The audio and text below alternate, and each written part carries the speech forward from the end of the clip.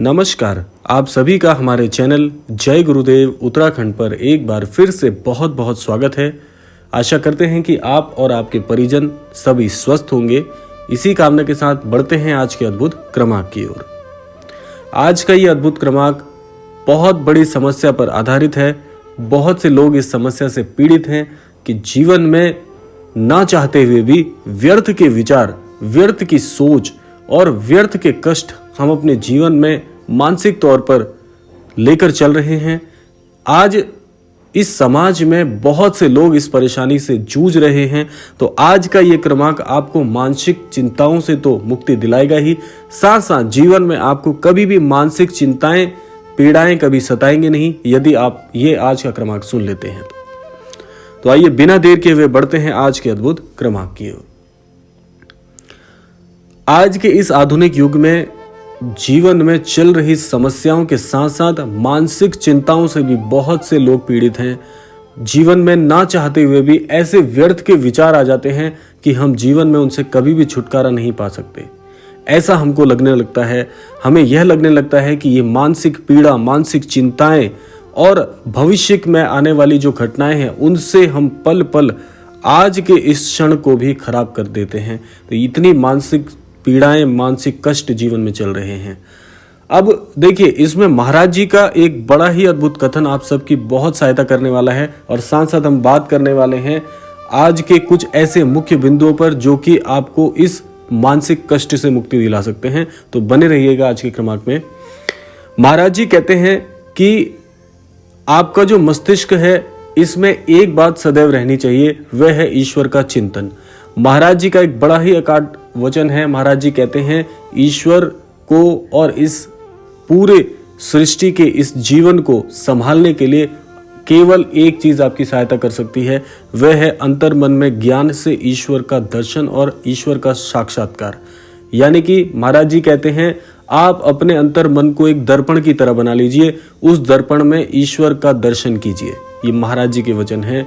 अब इस बात से आप ये मानसिक चिंताओं से कैसे मुक्ति पा सकते हैं, महाराज जी क्या सहायता कर सकते हैं हमारी, महाराज जी कैसे इसमें आपको समझाना चाहते हैं कि आप अपने आज के जीवन को आप नष्ट कर रहे हैं। देखिए, आज ईश्वर का दर्शन जब हम करना चाह रहे हैं, लेकिन ईश्वर का दर्शन हो कैसे? जीवन में इतने कष्ट हैं कि कभी हमें ईश्वर के विषय में सोचने का मौका ही नहीं मिलता। आज जीवन में जो व्यर्थ के विचार हैं ये बड़े ही कष्टदायी बनते जा रहे हैं।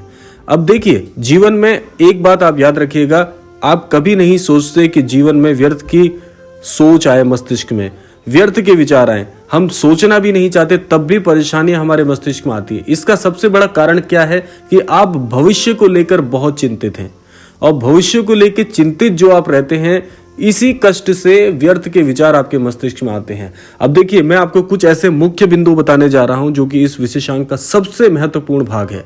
वह है कि जो लोग ज्यादा सोचते हैं, ज्यादा किसी के बारे में सोच के, ज्यादा जीवन के बारे में सोच के बहुत परेशान रहते हैं, उनके लिए सबसे बड़ा नुकसान क्या होता है कि उससे आपकी जो सकारात्मक शक्ति होती है वह नष्ट हो जाती है। जीवन का सबसे महत्वपूर्ण अंग ही नष्ट आप कर दे रहे हैं। जीवन में जो आपका दृष्टिकोण होता है वह आपके विचारों से बनता है।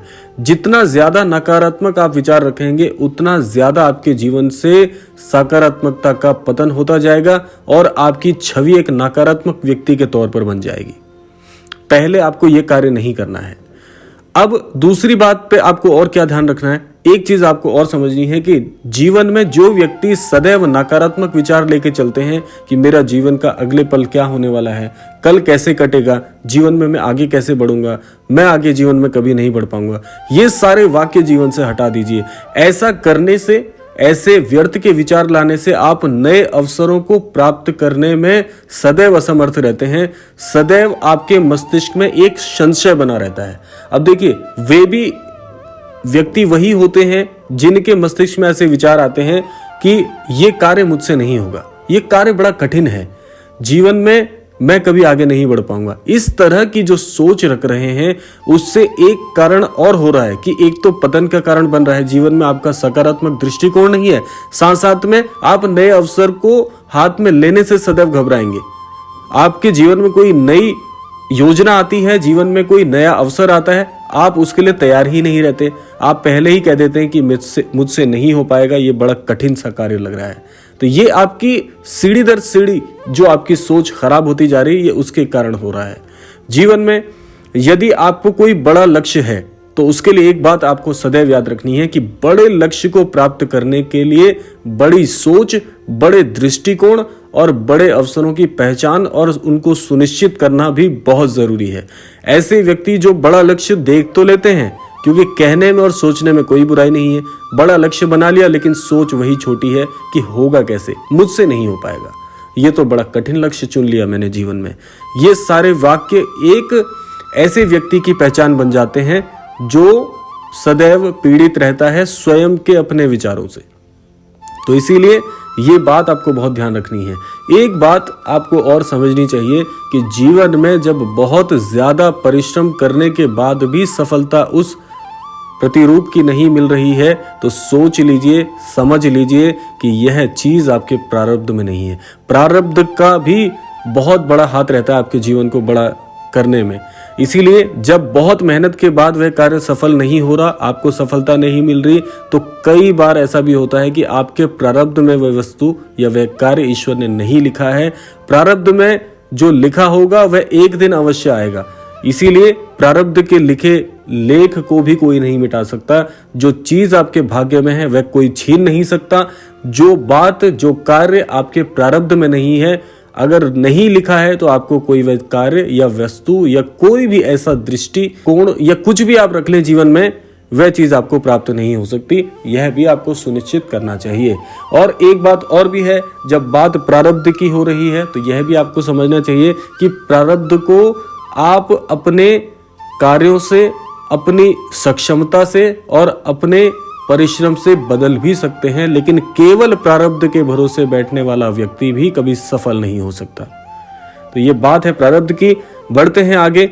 इसके अलावा जो जीवन में बीत गया, देखिए बहुत से लोग ऐसे होते हैं जो भूतकाल में बीती हुई चीजों को लेकर बैठे रहते हैं कि मेरे साथ ऐसा कैसे हो गया, मेरे जीवन पर ये कैसा, ईश्वर ने क्या रच दिया, मेरे जीवन को पता नहीं किसकी नजर लग गई। ये सारी जो चीजें हैं ना, उनको भी भूलकर आपको आगे बढ़ना है।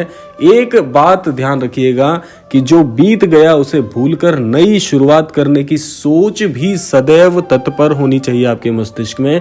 सदैव वह भी तैयार होना चाहिए कि जीवन में आपको यह याद रखना होगा कि जब आप जीवन यापन के साथ साथ जीवन में आगे बढ़ने के लिए निकल पड़े हैं मार्ग में, तो कई बार अटकलें आएंगी, कई बार आप गिरोगे, फिर उठोगे, फिर गिरोगे, फिर उठोगे। तो इसीलिए गिरकर उठने के लिए भी एक सोच होनी चाहिए।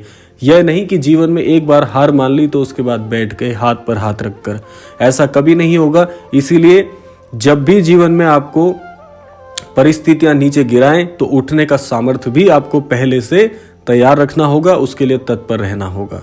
अब सबसे महत्वपूर्ण बात जो इस क्रमांक की है यह है, सबसे महत्वपूर्ण बिंदु यह है कि जीवन में चाहे कुछ भी हो जाए, जीवन एक खेल की तरह है। जीवन बहुत आसान है, इसको और कठिन मत बनाइए अपने विचारों से। जीवन में एक कार्य आपको हमेशा करना है, कैसी ही परिस्थितियां आ जाए जीवन में, मुख पर एक प्रसन्नता का भाव सदैव होना चाहिए। कष्ट में भी जो व्यक्ति मुस्कुराते हैं वे व्यक्ति बहुत बलवान होते हैं, अंतर मन से भी, मस्तिष्क से भी, भावनाओं से भी और आध्यात्म से भी।